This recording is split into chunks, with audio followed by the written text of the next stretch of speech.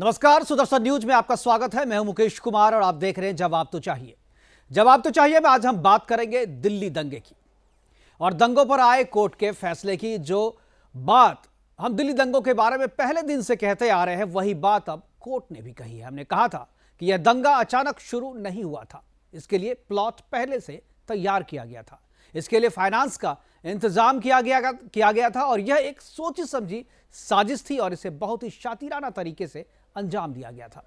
हिंदुओं को डराने के लिए, उनके दिल में दहशत पैदा करने के लिए, उन्हें दिल्ली से बाहर भगाने और उनकी संपत्ति पर कब्जा करने की नीयत से इसे किया गया था। हथियार, पेट्रोल बम, एसिड रॉड, जिस तरीके से दंगाइयों ने पहले से ही अपने घरों में जमा करके रखे थे, उससे साफ है कि यह सुनियोजित साजिश थी। इतना ही नहीं, इलाके के सीसीटीवी कैमरा को भी सुनियोजित तरीके से नष्ट कर दिया गया था और कोर्ट ने भी यह माना कि यह एक सुनियोजित साजिश थी। आज जिसके खिलाफ कोर्ट ने यह फैसला सुनाया है, वो सभी 10 के 10 आरोपी मुस्लिम हैं और इससे पहले ताहिर हुसैन, उमर खालिद और शर्जील इमाम का नाम भी दंगा को भड़काने और साजिशकर्ता के रूप में सामने आ चुका है। आज हम चर्चा करेंगे कि जिन आरोपियों के नाम सामने आए हैं, कार्रवाई केवल उन्हीं पर होगी या उन्हें तन, मन और धन से मदद करने वालों पर भी कार्रवाई होगी। सीएए के विरोध में शुरू हुए इस दंगों में क्या उन नेताओं पर भी कार्रवाई होगी जो सीएए को लेकर भ्रम फैला रहे थे? इससे मुस्लिम स्टेटलेस हो जाएगा, ऐसा बता रहे थे, और उसकी नागरिकता खत्म हो जाएगी, ये बात लोगों में फैला रहे थे। इन्हीं सब पर चर्चा करेंगे और चर्चा के लिए हमारे साथ कुछ मेहमान भी होंगे, लेकिन पहले देखते हैं एक रिपोर्ट।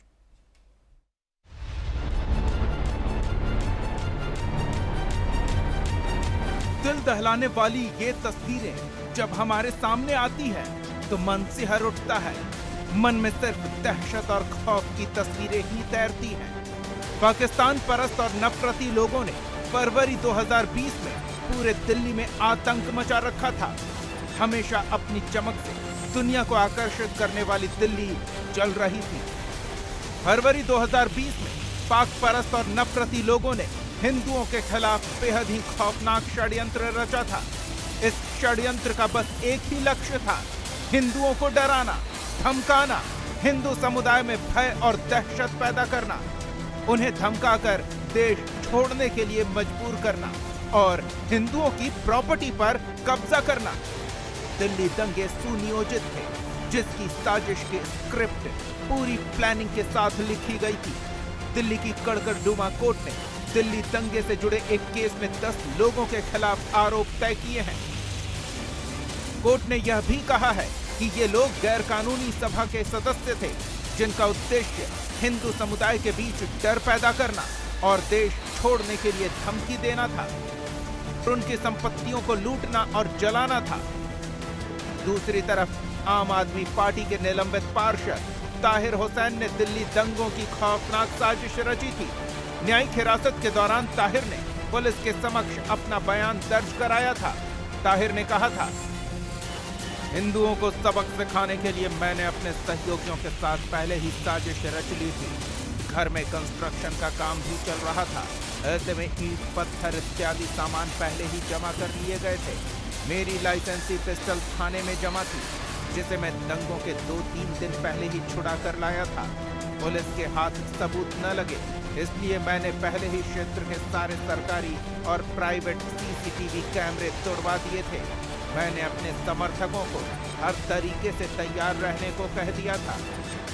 सवाल उठता है कि दिल्ली दंगे का मास्टरमाइंड कौन था? इसका जवाब यह है कि दिल्ली के मास्टरमाइंड पाकिस्तान परस्त वह लोग थे, जिन्होंने देश में रहकर देश की ही संपत्ति को बर्बाद किया और हिंदुओं के कत्लेआम की साजिश रची। सीएए के विरोध के बहाने हिंदुओं को दहलाने की साजिश थी। दिल्ली दंगा पूर्व नियोजित था, जिसका खुलासा एक बार नहीं कई बार हो चुका है।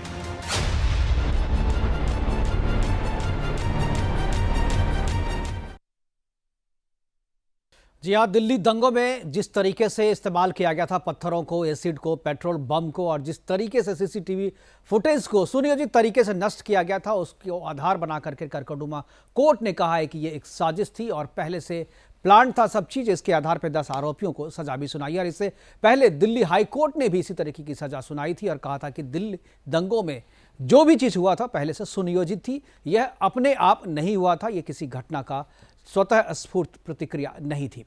बात करेंगे इसी मुद्दे पर। हमारे साथ कुछ मेहमान जुड़े हुए हैं। बीजेपी से खेमचंद शर्मा है, कांग्रेस से चंद्रमोहन शर्मा और आम आदमी पार्टी से निशांत गुप्ता है। सभी मेहमानों का स्वागत है। और सबसे पहले चर्चा की शुरुआत निशांत जी मैं आपसे करना चाहूँगा। जिस तरीके से ये दंगे हुए और इस दंगे की पृष्ठभूमि में CAA था, यानी CAA को के विरोध में जो शाहीन बाग में धरना हो रहा था, उस धरने में और CAA को लेकर के जिस तरीके से नेता भ्रम फैला रहे थे, कह रहे थे कि CAA के लागू हो जाने के बाद से मुस्लिमों की नागरिकता खत्म हो जाएगी, स्टेटलेस हो जाएंगे, और उसको समर्थन दे रही थी आपकी पार्टी या कांग्रेस पार्टी भी समर्थन दे रही थी, और बाकी जो लोग जो इस CAA के विरोध का समर्थन कर रही थी वो कहीं ना कहीं इस दंगे में प्रत्यक्ष या अप्रत्यक्ष रूप से सहभागी रही है, ऐसा हमारा मानना है।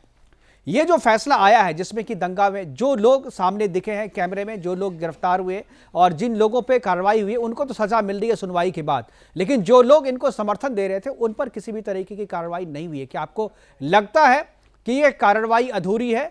जब तक कार्रवाई पूरी तब तक नहीं होगी, जब तक इनको समर्थन देने वाले लोगों पर भी कार्रवाई नहीं होगी। निशांत जी, देखिए, जिस तरीके से ये दंगे हुए, मैं इन दंगों की आम आदमी पार्टी की तरफ से निंदा करता हूँ। दिल्ली के अंदर जो दंगे हुए, चाहे उसमें कोई भी नागरिक हो, चाहे वो आम आदमी पार्टी का हो, चाहे कांग्रेस का हो, चाहे किसी भी राजनीतिक दल का आदमी हो, अगर उसने गलत किया है तो उसको कानूनन सजा मिलनी चाहिए। और हमारी पार्टी ने कभी भी इन दंगों का समर्थन या दंगे में शामिल लोगों का समर्थन नहीं किया। CAA का जरूर समर्थन किया था, उसके बारे में बताया था कि क्या उसमें खामियां हैं, क्या उसमें कमियां हैं, या किस तरीके से उसको लागू किया जाना चाहिए देश के अंदर। जो भी नागरिक देश का या किसी भी पार्टी का अगर किन्हीं दंगों में शामिल है, कानून उसको अपनी कार्रवाई करेगा, उन्हें सजा मिलेगी और सजा उनको मिलनी चाहिए। ये किसी भी तरीके से निशांत जी, ये कहना बड़ा आसान है और ये बहुत ही आसानी से कह देते हैं आप लोग कि हम विरोध करते हैं और हम इसकी निंदा करते हैं, लेकिन फिर आपने कहा कि CAA का हम विरोध करते हैं। इस दंगे की पृष्ठभूमि में पूरा CAA का विरोधी था और जिस तरीके से भ्रम फैलाया जा रहा था, उस भ्रम को लेकर के ही ये दंगे शुरू हुए थे। तो क्या आप लोगों की जिम्मेदारी ये नहीं बनती थी कि CAA के बारे में सही चीज बताई जाए? आपका राजनीतिक विरोध और इस तरीके से उस राजनीतिक विरोध के कारण दंगे होना और उस तरीके से संपत्ति, सरकारी संपत्ति का, निजी संपत्ति का और लोगों की जान माल का नुकसान, कौन जिम्मेदार है इसके लिए? क्या आप लोग अपने आप को जिम्मेदार नहीं मानते? जो लोग इस CAA का विरोध कर रहे थे और भ्रम फैला रहे थे जनता के बीच में, क्या वो दोषी नहीं है? कहता हूँ कि CAA का जो मुद्दा था, उसके लिए दिल्ली सरकार के उप मुख्यमंत्री मनीष सिसोदिया जी ने भी डिटेल में दिल्ली विधानसभा में बताया था कि उसमें क्या कानून है, क्या क्या उसके अंदर खामियां हैं, लोगों को किस किस चीज की जरूरत, अगर उसको अपनी नागरिकता दिखानी पड़े तो उसमें पासपोर्ट नहीं चलेगा, आधार कार्ड नहीं चलेगा, बर्थ सर्टिफिकेट चलेगा। अगर कोई आदमी किसी के पास बर्थ सर्टिफिकेट नहीं ये NRC वाली बात आप CAA में घुसा रहे हैं, दोनों अलग अलग चीज है। ये चीज CAA में नहीं है। सिटीजनशिप अमेंडमेंट एक्ट जो है, ये आप जो बता रहे हैं, ये प्रावधान जो है, ये प्रावधान NRC में है। मैं CAA की बात कर रहा हूँ।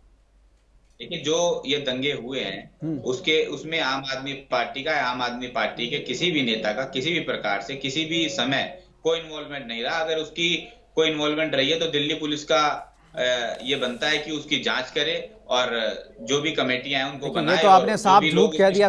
ताहिर हुसैन आपका पार्षद था और इस दंगे में उसका नाम आने के बाद से आपने उसे पार्टी से निकाला, वो आपकी पार्टी का था। जैसे पार्टी, अगर आज मैं भी या कोई भी किसी पार्टी का आदमी अगर गलत काम करेगा तो उसके लिए पार्टी जिम्मेदार नहीं है। मैं हूं, मुझे पुलिस पकड़ेगी, उसके लिए पार्टी को पुलिस नहीं पकड़ेगी। उसको लिए किसी भी पार्टी को भी गलत ठहराना बिल्कुल गलत है, क्योंकि मैं अगर कुछ कर रहा हूं तो मैं अपनी निजी सोच की वजह से कर रहा हूं। निजी अपने पता नहीं किन कारणों से ताहिर हुसैन ने वो कदम उठाए हैं, वो जानता है। उसको सजा सरकार और पुलिस संविधान के अनुसार दे रही है। उसको पुलिस ने पकड़ा और किसी भी पार्टी के नेता ने उसका समर्थन नहीं किया, भाई ये गलत किया आपने या कुछ भी। जो कानून का उल्लंघन करेगा उसको ठीक है, वो तो सामने आ गया तो सब आप लोगों ने विरोध कर दिया उसका, उसको पार्टी से निकाल दिया। अगर सामने नहीं आता तो आप समर्थन करते रहते उसका। जिस समय भी वो पुलिस ने पकड़ा या पुलिस के सामने आई चीजें, तो वो कानून अपना काम करेगा। उसके अंदर पार्टी किसी एक व्यक्ति के पीछे पूरी पार्टी का तो कोई वो नहीं हो सकता ना। ये तो केवल दूसरी पार्टियां धर्म की, जाति की राजनीति करती हैं। आम आदमी पार्टी ने कभी धर्म जाति की राजनीति ना तो कभी की है और ना आगे करेगी, ना कभी धर्म जाति की राजनीति में बात करती है आम आदमी पार्टी। देखिए, CAA का विरोध जिस तरीके से जिस आधार पे कर रहे थे वो भी धर्म का ही आधार था, भले ही उसको ना माने हो। हमारे साथ चंद्रमोहन शर्मा जी। चंद्रमोहन जी, क्या आपको भी लगता है कि जिस तरीके से जो 10 के 10 लोग सारे मुस्लिम, 10 के 10 लोग जिन पे आरोप लगा कि पहले से साजिश कर रहे थे और पहले से इनकी सुनियोजित साजिश थी और हिंदुओं को दिल्ली से भगाना, खदेड़ना और उनकी संपत्ति पर कब्जा करने का इनका आशय था। ये बात हम पहले दिन से कह रहे थे, लेकिन हमारा भी विरोध कर रहे थे लोग, आप लोग भी कर रहे थे। इस फैसला आने के बाद से क्या अभी भी आपका वही स्टेटमेंट है या आप कुछ बदलना चाहते हैं अपने स्टेटमेंट को? देखिए, कोर्ट के दायरे के अंदर और कोर्ट और संविधान के अंदर जब किसी कानून की चीज को जाता है और उस पर कोई मुस्लिम करार होता है तो उसके ऊपर आपका और मेरा वक्तव्य देना कोई जरूरी नहीं होता, क्योंकि अगर कोर्ट ने किसी चीज को किसी चीज में लिप्त पाया तो वो कानूनी तौर पर अपराधी है। और अपराध करना और अपराध का समर्थन करना कांग्रेस पार्टी और कांग्रेस के किसी भी जन का कोई भी किसी तरह का सरोकार नहीं है। लेकिन विषय क्या होता है कि दिल्ली के अंदर दंगा होना किसकी जिम्मेवारी थी कि दंगा ना हो रोके, और दंगा हुआ और जान माल का नुकसान ना हो, दिल्ली के जो निवासी हैं उनकी जान भी ना जाए और माल का नुकसान ना हो, किसकी जिम्मेवारी थी? मेरे आपके इस पैनल में दोनों पार्टी के नेता बैठे हैं, तो दिल्ली के अंदर सरकार आप पार्टी की है, भाजपा सेंटर के अंदर सरकार के अंदर केंद्रस्थ है। क्या उनके नेताओं को दिल्ली की जनता उनके बयानों के कारण जो वो बयान बहादुर बने भाजपा के नेता और जो और दूसरे नेता बने, क्या उससे जोशीले माहौल के अंदर इतना बड़ा कांड नहीं हुआ? देखिए, किसी भी तरह से मुकेश भाई, हिंदुस्तान की लोकतांत्रिक प्रक्रिया के अंदर किसी चीज का विरोध करना और वो सैद्धांतिक तरीके से करना वो किसी तरह से क्राइम नहीं है। लेकिन उसके अंदर क्राइम में लिप्त होना, चाहे वो व्यक्ति हो या कोई और व्यक्ति हो, उसके ऊपर कठिन से कठिन कार्रवाई होना, यह सरकार का दायित्व होता है। ये सरकार पे इस पे कठोरता दिखानी चाहिए थी और उस कठोरता में सरकार की कमी रही। सरकार के दोनों सरकारों के मेरा सवाल देखिए, आम आदमी पार्टी से भी यही था और आपसे भी यही कहा। आप जिसको कह रहे हैं कि संलिप्तता, ठीक है, जो लोग संलिप्त थे उनकी पहचान हो गई, उनको सजा भी हो गई, लेकिन इसके पीछे में जो लोग थे, अब देखिए ये जो इसकी दंगे की अगर पृष्ठभूमि की बात करें तो वो सीएए का विरोध था। शाहीन बाग में जो प्रदर्शन हो रहे थे और उसको जो लोग हवा दे रहे थे, इस प्रदर्शन की आड़ में जिस तरीके से दंगा के लिए सामान जुटाया जा रहा था, उसको जिस तरीके से पॉलिटिकल पार्टी का समर्थन मिल रहा था, उसमें आपकी पार्टी भी थी, आम आदमी पार्टी भी थी और कांग्रेस पार्टी भी थी, वो समर्थन दे रहे थे। क्या आप अपने आप को दोषी नहीं मानते इसमें, जिस तरीके से आप विरोध कर रहे थे? जी देखिए, अगर हमारा कहीं दोष होगा तो हम उस दोष के अंदर अपनी पार्टी के दोषी के ऊपर कार्रवाई करेंगे। ये कांग्रेस का सिद्धांत है। कांग्रेस उस पार्टी की तरह नहीं है कि उनके मंत्री के बेटे गाड़ी पे सरेआम लोगों को चढ़ा दे, किसानों को मार दे और देश में सत्तारूढ़ सरकार और देश के प्रधानमंत्री उस बेटे के साथ उस मंत्री को अपने साथ सत्ता में आसीन करे, मंच पे आसीन करे। ये सिद्धांत कांग्रेस पार्टी का नहीं है। देखिए, आप पार्टी के हिसाब से अपने सिद्धांत बदलते रहते हैं भाई। जो दोषी है उसको, वो जेल में है, एसआईटी जांच हो रही है, एसआईटी जांच ने जो कहा उसके बाद जेल में है। आपने जिस तरीके से कहा उस तरीके से एफआईआर दर्ज हुआ, जिसका नाम कहा उस तरीके से नाम दर्ज हुआ, जांच हुई, दोषी हुआ। दोषी को तो किसी भी तरीके का कोई सरकारी प्रोटेक्शन नहीं मिला, फिर भी आप लोग एक ही तरीके की बात किए जा रहे हैं। मुकेश भाई, क्या एक कॉमन आदमी, आम आदमी के किसी ऐसी ट्रेजेडी हो, क्या उसको इस पावर के ऊपर रह के उस सत्ता पर रहने का अधिकार है? क्या टैनी जी एक गृह मंत्री होते हुए क्या आप समझते हैं कि आप जैसा या कोई पुलिस का प्रशासन व्यक्ति, ठीक है, उनके बेटे को कार्रवाई नहीं करेगा? खेमचंद शर्मा जी हमारे साथ हैं, बीजेपी के प्रवक्ता हैं, वो जवाब देंगे। खेमचंद जी जवाब दीजिए। दो सवाल हैं, एक तो दिल्ली दंगे को लेकर के है और दूसरा जो चंद्रमोहन शर्मा जी ने पूछा है। देखिए, सबसे पहले मैं दिल्ली दंगे पे बात करना चाहूंगा मुकेश जी। ये सिर्फ इन 10 लोगों के तक बात नहीं है, बात है साजिशकर्ताओं तक। और जो पॉलिटिकल पार्टी दिल्ली में दिल्ली को तोड़ने का और दिल्ली को तोड़ के अपना जो राजनीतिक फायदा उठाना चाह रही थी, उनकी मंशा का है। आम आदमी पार्टी ने किस तरीके से अपने नेता को वहां पे खुली छूट दी। और हम सभी जानते हैं कि ताहिर का जो कनेक्शन है अमरनाथ खान से है और अमरनाथुल्लाह खान पूरी तरीके से ताहिर को सपोर्ट कर रहा था और अमरनाथुल्लाह खान के थ्रू केजरीवाल जी और मनीष सिसोदिया जी इसमें संलिप्त थे, पूरा साथ दे रहे थे। और हम जो वर्षों से कह रहे हैं कि ये हिंदुओं को डराने, धमकाने और जो ईस्ट दिल्ली में जो हिंदू रहते हैं उनको भगाने की साजिश थी। अरे सीए का विरोध करना था तो सीए का विरोध आप जहां पे विरोध की साइड थी वहां पे करते, लेकिन आप एक मेन रोड को आप मेट्रो के पास जाके बैठ जाते हो और मेन रास्ते को वहां पे जाम कर देते हो। इसका मतलब क्या है? और ऐसी सभा करते हो जिसमें आप हिंदुओं को डराने धमकाने का काम करते हो, और आप अपने घर में असला इकट्ठा करते हो, पेट्रोल बम इकट्ठा करते हो, और उनके माध्यम से आप लोगों की हत्या करते हो, लोगों की लिंचिंग करते हो, और वहां पे जो लाखों की संपत्ति है उसको लूटते हो। ये सारी चीजें कोर्ट ने पूरी दुनिया के सामने ला दी है। और आम आदमी पार्टी केवल आरोप लगाने का ही काम है, और कोई काम नहीं है। भारतीय जनता पार्टी के प्रवक्ता और भारतीय जनता पार्टी के निशांत जी मैं आ जाऊंगा आपके पास, निशांत जी मैं आऊंगा आपके पास। कोशिश कर रही थी वो भी एक्सपोज हो गई है। राहुल गांधी एक्सपोज हो गए हैं, प्रियंका गांधी एक्सपोज हो गई है, तो लगातार साजिशकर्ताओं के साथ खड़े हुए थे, लगातार कह रहे थे देखिए दिल्ली में ये गलत तरीके से ताहिर हुसैन पे कार्रवाई कर रहे हैं, गलत तरीके से अमानतुल्लाह खान का नाम ले रहे हैं, गलत तरीके से जो लोग वहां पे मेट्रो पे कब्जा करे बैठे हैं, मेन रोड पे कब्जा करे बैठे हैं, हिंदू को डराने धमकाने की बात कर रहे हैं, और हमारे ऑफिसर को मार देते हैं। और इतने बुरी तरीके से उन्होंने वहां पे, आप कहोगे कि ऐसी उन्होंने घटना करी, अंग भंग कर दिए एक हमारे सरकारी ऑफिसर के, क्योंकि उनको डर खौफ पैदा करना था ताकि लोग अपने आप से अपने घरों को, अपने कारोबारों को, अपनी दुकानों को छोड़ के वहां से भाग जाए। और ये लोग उनके साथ खड़े थे, उनका महिमा मंडन कर रहे थे, क्योंकि इनको अपीजमेंट की राजनीति करनी है। जनता के सामने इनका जो सच है वो सामने आ गया है, जनता कुटू कर रही है। और रही हमारे चंद्रमोहन जी ने जो कहा, अरे भैया आप भूलो मत, 84 के दंगे के बाद जो दंगों में जो लोग सम्मिलित थे उनको आपने मुख्यमंत्री बनाया, मंत्री बनाया, पदाधिकारी बनाया, आज तक वो आपके पदाधिकारी हैं, और पीछे भी आपने उनको मध्य प्रदेश राज्य मंत्री के बेटे ने वहां किसानों के ऊपर गाड़ियां चढ़ा दी। तीनों बड़े नेता, बारी बारी से निशांत जी मैं आऊंगा, प्रियंका गांधी जी, सोनिया जी, तीनों जमानत पे हैं, और हमारे राज्य में कानून अपना काम करता है। जिसका नाम FIR में है, जिसका नाम SIT ले रही है, उस पर पूरी तरीके से खुले तरीके से कानून अपना काम कर रहा है, धाराएं बढ़ा रहा है। मंत्री बिल्कुल, और किसी भी तरीके का कोई पक्षपात नहीं किया जा रहा है, कोई रियायत उनको मंत्री के बेटे होने के नाते उनको कोई रियायत नहीं मिल रही है। ठीक है, ठीक है, आपने बोल लिया। निशांत जी बताइए, जो बात कह रहे थे कि ताहिर हुसैन का नाम है, क्या अमानतुल्लाह खान से ताहिर हुसैन के रिश्ते नहीं है? क्या ताहिर हुसैन का रिश्ता आम आदमी पार्टी से नहीं है? क्या अमानतुल्लाह खान का केजरीवाल और मनीष सिसोदिया जी से रिश्ता नहीं है? पार्षद थे, लेकिन जब ये मसला हुआ, नहीं, अमानतुल्लाह खान की बात कीजिए आप। ताहिर हुसैन पे तो मैंने कहा कि जो लोग सामने दिखे, जो साक्षात दिखे, उस पर तो कार्रवाई हो गई। देखिए, अगर कानून को लगता है, उनकी पुलिस को लगता है कि अमानतुल्लाह उसमें शामिल थे, अगर कोर्ट को लगता है तो उन पर कार्रवाई कीजिए। कोर्ट के अंदर साबित हो चुका है कि ये लोग शामिल थे, इनके अलावा कोई शामिल नहीं था। पुलिस को अपना काम करना चाहिए, उनकी कॉल रिकॉर्ड चेक करना चाहिए, उनका डाटा चेक करना चाहिए कि कौन लोग उसमें शामिल थे। अगर कोई शामिल था तो खेमचंद जी इनको बोलने दीजिए। खेमचंद जी को केवल एक ही मुद्दा दिखता है, हिंदू मुसलमान का।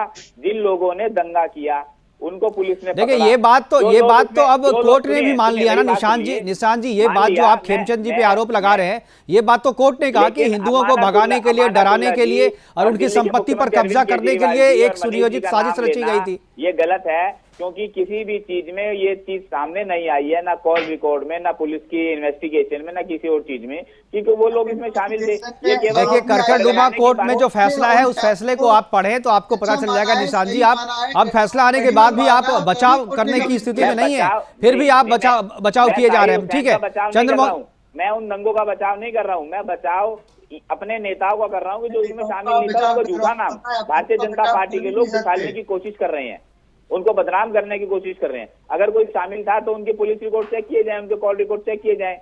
अगर कोई चीज सामने होगी तो सामने दूध का दूध, पानी का पानी हो जाएगा। और देखिए, कोर्ट और अदालत सबूत के आधार पे काम करती है, सबूत पेश होंगे तो निश्चित तौर पे होगा, लेकिन आपको तो नैतिकता के आधार पे भी काम करना पड़ता है ना। आप पब्लिक डोमेन में काम करते हैं, सबको पता है अमानतुल्लाह खान का रिश्ता जो है ताहिर हुसैन से था, है और आगे भी रहेगा। अभी भी वो जेल में है, बावजूद इसके उसके परिवार को पूरा संरक्षण अमानतुल्लाह खान की तरफ से दिया जा रहा है। सब कोई जानते हैं, आप भी जानते हैं, आपके सारे नेता भी जानते हैं। ऐसा नहीं है, छुपी हुई बात नहीं है, सभी लोग जानते हैं इस बात को। हो सकता है कि इसका पर्सनल रिश्ता कहाँ हो, लेकिन वो इस चीज में कहीं से कहीं तक भी कोई इन्वॉल्व नहीं था और ना ही उसमें होंगे। ठीक है चंद्रमोहन जी कुछ बोलना चाह रहे हैं। खेमचंद जी, निशांत जी, एक बार चंद्रमोहन जी को समय दीजिए। जी चंद्रमोहन जी। खेमचंद जी, मुद्दा ऐसा हो तो खिचड़ी मत पकाया करिए, आपने बात बोल दी, दूसरे को बोलने दीजिए। देखिए अब विषय क्या है, और मुकेश भाई मुझे जरा समय दीजिएगा, मैं बड़ा आराम से विस्तार में बात समझाता हूँ। बिल्कुल। देखिए, एक तो प्रॉब्लम क्या है कि भाजपा और भाजपा के प्रवक्तों की प्रॉब्लम क्या है कि अगर मान लीजिए कोई गलत है, किसी को भी कह लीजिए, चाहे मैं अपने ऊपर बात ले लेता हूं जी। अगर मैं गलत हूं तो मेरी पर पार्टी के ऊपर आपको चलने की क्या जरूरत है? अगर भाजपा सही थी तो भाजपा के रहते हुए दिल्ली के अंदर दंगा क्यों हुआ, और दंगा हुआ तो उसके ऊपर इमीडिएट कार्रवाई क्यों हुई? पहला। उसी तरह से ठीक देश के किसान के आंदोलन के अंदर 380 दिन किसान रहे, 750 किसान। अब चंद्रमोहन जी, अब किसान वाले पे जाएंगे तो बहुत लंबा खींचेगा। अभी समय हम दिल्ली दंगे पे बात कर रहे हैं। मुकेश जी। मैं जान ही रहा हूं जी। अगर उसके ऊपर 750 किसान शहादत दे देते हैं और एक दिन देश के प्रधान जी आमंत्रित होते हैं, प्रधानमंत्री जी, और कहते हैं कुछ किसानों को समझा नहीं पाए और उनको टेररिस्ट तक कह देते हैं और कहते हैं जी मुझे माफी कर दो, तो ऐसी प्रवृत्ति देखिए, पीएम ने कभी टेररिस्ट नहीं कहा। आप गलत बयानी कर रहे हैं चंद्रमोहन जी। पीएम ने कभी किसानों को टेररिस्ट नहीं कहा। कोर्ट के पास क्या आप मुझे आप जवाब देंगे? आपके जो भाजपा का नेता ने खड़े होकर अपने नेताओं के साथ, एसडीएम के साथ खड़े होकर जो स्पीच दी थी, उस पर क्या कार्रवाई करेंगे आप? क्या आपके जो मंत्री हैं उसके ठाकुर, उस पर कार्रवाई करेंगे आप? दिल्ली के संदर्भ में वो जो साहिब सिंह वर्मा के बेटे उस पर कार्रवाई करेंगे आप? उनके बयान की निंदा नहीं करेंगे? जी मैं जवाब देना चाहूंगा। जी जी।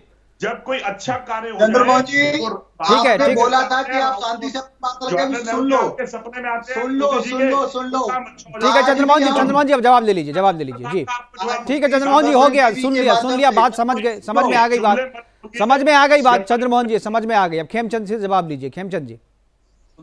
चैनल के माध्यम से पुनः रिपीट कर दूं कि देश के गद्दारों को गोली मारने से हमारी सरकार नहीं चूकेगी। हमने किसी धर्म का नाम नहीं लिया, किसी व्यक्ति का नाम नहीं लिया, लेकिन कुछ पार्टी जो देश विरोधी गतिविधियों में संलिप्त है, देश विरोधी ताकतों के साथ मिलकर साजिश करती है। अच्छा, एक चीज चंद्रमोहन जी निशांत जी ठीक है मैं आऊंगा। चंद्रमोहन जी हमने दुश्मनों का नाम लिया था, किसी समाज और किसी व्यक्ति का नाम नहीं लिया था, और देश के दुश्मनों को सजा देने में हम लोग हिचकेंगे नहीं। ठीक है चंद्रमोहन जी, आप जो कह रहे हैं, अनुराग ठाकुर के जिस बयान की बात कर रहे हैं आप, अनुराग ठाकुर जी के जिस बयान की बात आप कर रहे हैं चंद्रमोहन जी, उन्होंने क्या कहा था? गद्दारों को गोली मारो सीने में। तो क्या आप गद्दारों को सीने से लगाएंगे या गोली मारेंगे? आप ये बताइए। मुकेश भाई, अगर कोई देश का गद्दार है तो आप क्या करेंगे? सीने से लगाएंगे या उसके सीने में गोली मारेंगे? आप जवाब दीजिए इसका।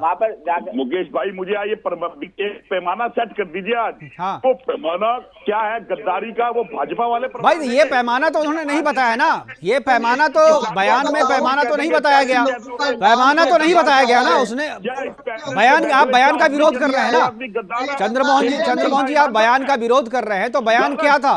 35 करोड़ जनमानस देश के अंदर हिंदुस्तान का तिरंगा रखता है। चंद्रमोहन जी आप जवाब दीजिए ना। अगर बयान में ये कहा गया कि गद्दारों के सीने पे गोली मारो, तो क्या कांग्रेस गद्दारों को सीने से लगाएगी या सीने पे गोली मारेगी? के सामने माफी मारे थे, हमने लहू लुहान किया अपनी छाती को। चंद्रमोहन जी सवाल, निशांत जी यही सवाल आपसे भी है। निशांत जी यही सवाल आपसे भी है कि क्या देश के गद्दारों को गोली मारो सीने पे, इसमें क्या आपत्तिजनक है? ये बताइए। और भारतीयों को भटका रखता है, आपको पता होना चाहिए। अंग्रेज बोलो, 4 से 5 आपके अध्यक्ष अंग्रेज रहे, और अंग्रेजों को सपोर्ट करने के लिए कांग्रेस की स्थापना हुई थी। आप पहले अपनी हिस्ट्री में जाइए। बारी से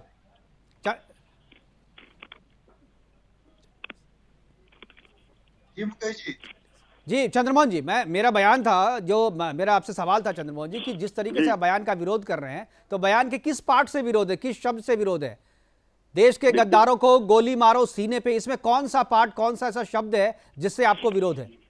देखिए, देश के गद्दारों का पैमाना कोई एक नेता या देश की सरकार नहीं कर सकती। उसका पैमाना की बात नहीं की गई ना। गद्दार तो गद्दार है। अब गद्दार का पैमाना बाद में डिस्कस कर लेंगे। आप बताइए, आपने बयान का विरोध किया ना। मैं विरोध कह रहा हूं, अगर एक नेता, एक प्रवक्ता ये शब्द इस्तेमाल करता है तो अपने स्टेट, अपने देशवासियों, अपने स्टेट के निवासियों का, भाई इस गद्दार कौन है, इसका नाम तो नहीं लिया गया ना। गद्दार कांग्रेस है या आम आदमी पार्टी है या कोई और है, ये तो नाम लेकर के नहीं बोला गया। क्या हम भारतीय जनता पार्टी वाले हिंदू का सर्टिफिकेट तो क्या वो गद्दार है? तो आप गद्दारों का सर्टिफिकेट आप दे दीजिए ना। कौन है गद्दार, आप बताइए। तो क्या हमारे आने के बाद भाजपा के लोग गद्दार हो जाएंगे? नहीं होंगे। तो जब सरकार रही कांग्रेस की, कभी भी सरकार के भाई तो इसमें आपत्तिजनक क्या है? आपत्तिजनक क्या है? अगर गद्दार कोई भी है, गद्दार कोई भी है, चाहे वो बीजेपी में हो, चाहे कांग्रेस में हो, आम आदमी पार्टी में हो, अगर गद्दार है तो उसके सीने पे गोली क्यों नहीं मारा जाना चाहिए? क्यों नहीं गोली मारी जानी चाहिए, ये तो बताइए। हमारी सरकारें कई छोटा सा सवाल है, लेकिन हमारे स्टेट में रहने वाला विपक्ष की भूमिका करने वाला भाजपा का कोई भी नेता और हमें वोट न देने वाला व्यक्ति गद्दार नहीं है, इस देश का निवासी है। गद्दार वो लोग हैं जो देश के निशांत जी आपसे सवाल है खेमचंद शर्मा जी का। खेमचंद जी सवाल पूछ रहे हैं कि क्या ताहिर हुसैन को गद्दार मानते हैं या नहीं मानते हैं? अमानतुल्लाह खान को गद्दार मानते हैं कि नहीं मानते हैं?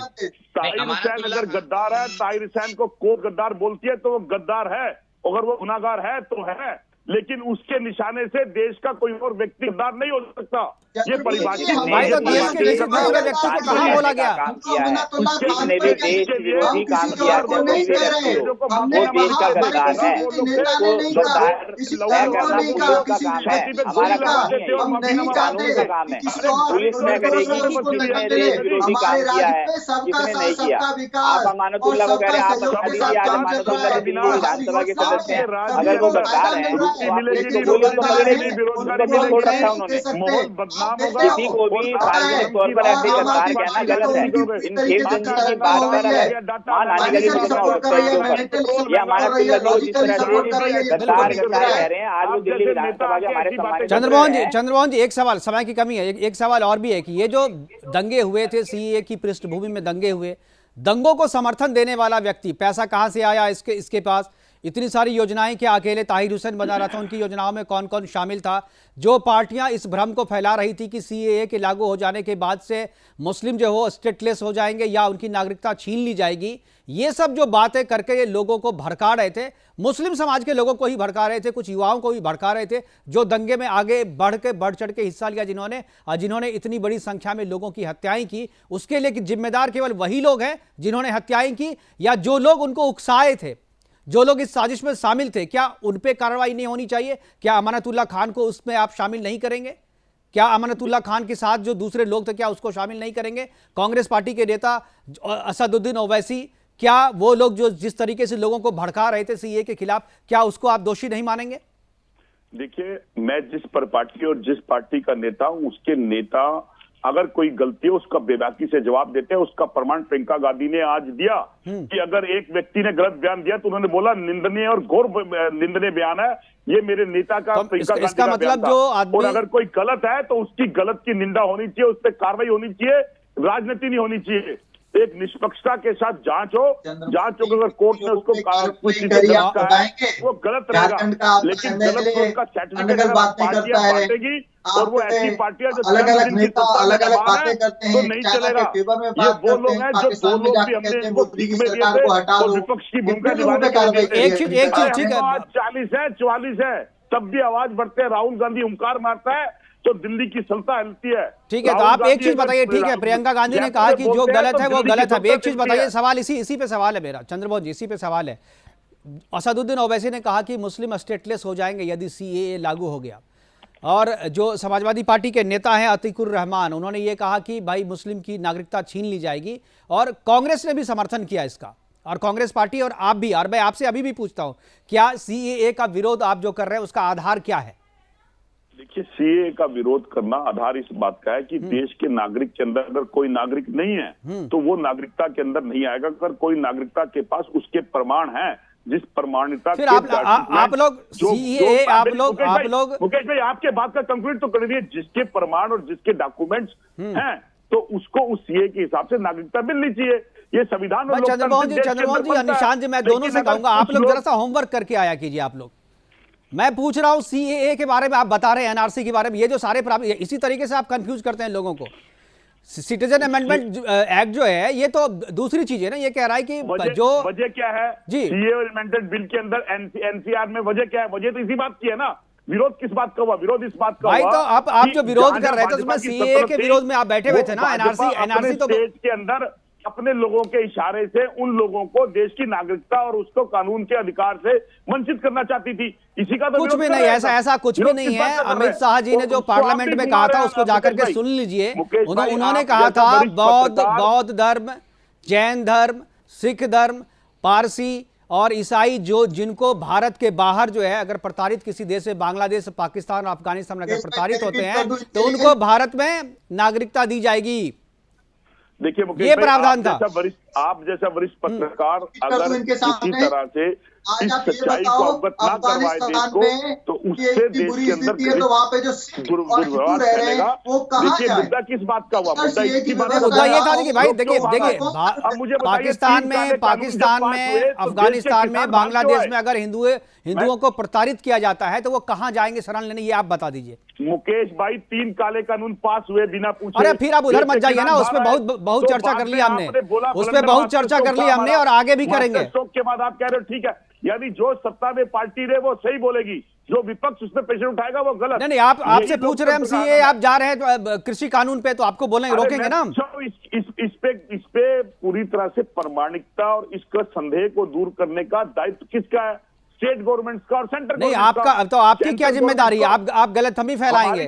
सरकार की जो सरकार की जिम्मेदारी है सरकार करे, विपक्ष की भी जिम्मेदारी होती है। विपक्ष की जिम्मेदारी गलतफहमी फैलाना नहीं होता है। और सीए के बारे में विपक्ष ने वही किया। विपक्ष ने जो है इस दंगे में इसलिए विपक्ष दोषी है क्योंकि विपक्ष ने सीए के बारे में गलत चीजें, अफवाहें जो है वो लोगों के बीच में फैलाया। हमारे पास समय की कमी है, माफी चाहूंगा चंद्रमोहन जी, हमारे पास समय की कमी है। आप हमसे जुड़े, चंद्रमोहन जी, निशांत जी और खेमचंद शर्मा जी हमसे जुड़े और हमसे बातचीत की, इसके लिए आपका बहुत बहुत धन्यवाद। लेकिन दिल्ली दंगे के बाद जो चर्चा हुई है और जिस तरीके से फैसला आया है और जो 10 के 10 जो आरोपी है वो मुस्लिम है, और इससे पहले भी जिन पे आरोप तय हुए वो सभी के सभी मुस्लिम है, और जिस तरीके से करकटुमा कोर्ट ने आज कहा कि हिंदुओं को टारगेट करके हिंदुओं को दिल्ली से भगाने के लिए ये दंगे की साजिश रची गई थी और सुनियोजित तरीके से रची गई थी ताकि हिंदुओं पर अत्याचार किया जाए, उनकी जमीनों पर कब्जा किया जाए, उनकी संपत्ति का नुकसान किया जाए। तो ये जो चर्चा है और ये जो कोर्ट ने जो कहा है ये तभी पूरी होगी जब केवल जो सामने आए हैं उन्हीं लोगों पर नहीं बल्कि जो साजिश करता है,